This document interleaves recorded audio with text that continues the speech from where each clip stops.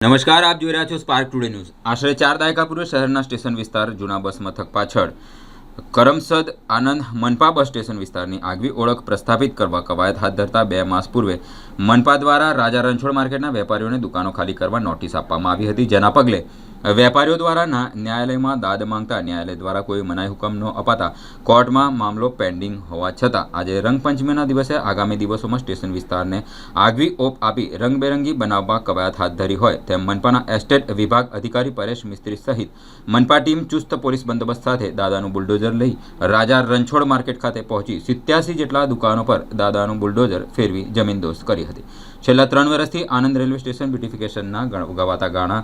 દિવા સ્વપ્ન બની રહ્યા હોય સ્ટેશન વિસ્તારની આગવી ઓળખ પ્રસ્થાપિત થાય કે ન થાય, મનપા દ્વારા આજે મેગા ડિમોલિશન હાથ ધરી સ્ટેશન વિસ્તારની આગવી ઓળખ પ્રસ્થાપિત માટે પ્રારંભિક પ્રક્રિયા હાથ ધરી હોવાનું જાણવા મળ્યું છે। આણંદના ટીપી સ્કીમ 1ના ફાઇનલ પ્લોટ નંબર 269, 270 અને 271 કે જે મહાનગરપાલિકાની માલિકીનો છે અને ઓપન સ્પેસ હેતુથી ફળવાયેલો છે, એ અત્યારે અમે કાચા પાકા લગભગ 87 જેટલા દબાણ દૂર કરવાની કાર્યવાહી હાથ ધરેલ છે। આજે રવિવારના દિવસે દબાણ દૂર કરવા આવ્યા છે અહીંયા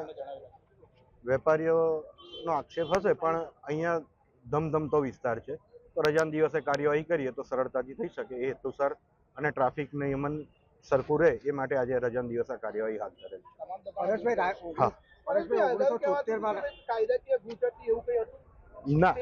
છે।